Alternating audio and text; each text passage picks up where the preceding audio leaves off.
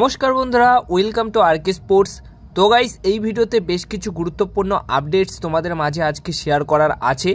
তো প্রথম যে আপডেটটা দিয়ে আজকে এই ভিডিওটা শুরু করব সেটা হচ্ছে সন্তোষ ট্রফি গতকাল বাংলা জিতেছে। আর সন্তোষ ট্রফি জেতার পেছনে কিন্তু প্রতিটা প্লেয়ারের অবদান কিন্তু অনেকটাই বেশি ছিল। তো সন্তোষ ট্রফির যে চ্যাম্পিয়ন্স ট্রফি সেটা তো বাংলা জিতেছে, কিন্তু সেখানে সর্বোচ্চ গোলদাতা ছিলেন রবি হাসদা। তো সেই রবি হাসদাকে নিয়ে কিন্তু রয়েছে একটা বড় খবর। এই রবি হাসদাকে কিন্তু এখন দলে নেওয়ার জন্য আইএসএলের দুটি দল ইন্টারেস্ট রয়েছে। আর আইএসএলের সেই দুটি দল হচ্ছে দুটি কলকাতার প্রধান দল, মোহামেডান এসসি এবং ইস্টবেঙ্গল এফসি। এই দুটি দল কিন্তু এই রবি হাসদাকে নেবার ব্যাপারে ইন্টারেস্টেড রয়েছে। তো সেই মতো সব কিছু ঠিকঠাক থাকলে রবি হাসদাকে তোমরা কিন্তু এবার খেলতে দেখতে পারো আইএসএলে, কিংবা এই দুটি বড় ক্লাবের হয়ে কিন্তু যে কোনো একটি ক্লাবের হয়ে তাকে খেলতে দেখতে পারো। তো আশা করব ডিলটি কোনো একটা দলের সাথে তার ডান হয়ে যাক, কারণ যথেষ্ট পরিশ্রমী একজন ফুটবলার।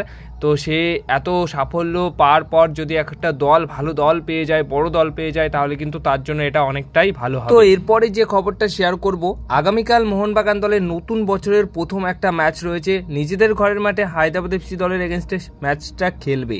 এবার সেই ম্যাচের আগে কিছু খবর কিন্তু শেয়ার করেছে মলিনা। তো দুটো প্লেয়ারকে নিয়ে খবর শেয়ার করেছে, যেটা হচ্ছে গ্রেগ স্টুয়ার্ট এবং মানবীর সিং।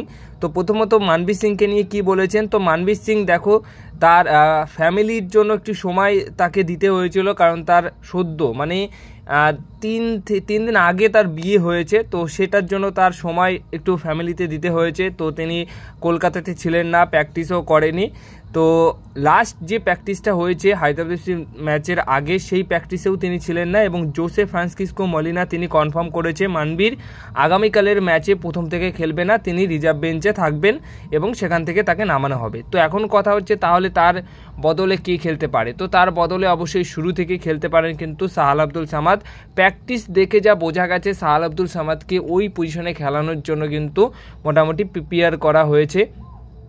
এবার যে আপডেটটা দেব সেটা হচ্ছে গ্রেগ স্টুয়ার্টকে নিয়ে কি বলেছেন জোসে ফ্রান্সিসকো মলিনা। গ্রেগ স্টুয়ার্টকে নিয়ে বলেন, গ্রেগ স্টুয়ার্ট তিনি আগামীকালের ম্যাচে ম্যাচডে স্কোয়াডে থাকবেন, কিন্তু এখনও অবধি তিনি 100% পুরোপুরি ফিট হয়ে ওঠেনি। তিনি এখনও রিকভারি সেশন তার চলছে, রিকভার তিনি করছেন, এরকম একটা কথা বলেছেন মলিনা গ্রেগ স্টুয়ার্টকে নিয়ে। তো রীতিমতো এর থেকে একটা জিনিস পরিষ্কার যে গ্রেগ স্টুয়ার্ট আগামীকালের স্কোয়াডে থাকলেও হয়তো প্রথম থেকে তিনি খেলতে পারবেন না। তো এবার যে আপডেটটা দেব এই ভিডিওতে সেটা হচ্ছে মার্কো লেক্সোভিচ। আশা করি এই ফুটবলারটিকে সবাই চেনো জানো। হ্যাঁ, কেরালা ব্লাস্ট এফসি দলের অন্যতম ভরসাযোগ্য একটা ফুটবলার, যাকে আমরা কেরালা ব্লাস্ট এফসি দলের ডিফেন্সের চীনের প্রাচীর বলতে পারি। তো সেই মার্কো লেক্সোভিচকে কিন্তু আবার ফেরাতে চাইছে অবশ্যই কেরালা ব্লাস্টার এফসি দল, এমনটাই কিন্তু খবর রয়েছে। কারণ কেরালা ব্লাস্ট এফসি দলের যা পারফরমেন্স ডিফেন্সে, তাতে করে এই মার্কো লেক্সোভিচ কিন্তু আবার যদি ফিরে আসে তাহলে তাদের ডিফেন্সটা আরও শক্তিশালী হবে।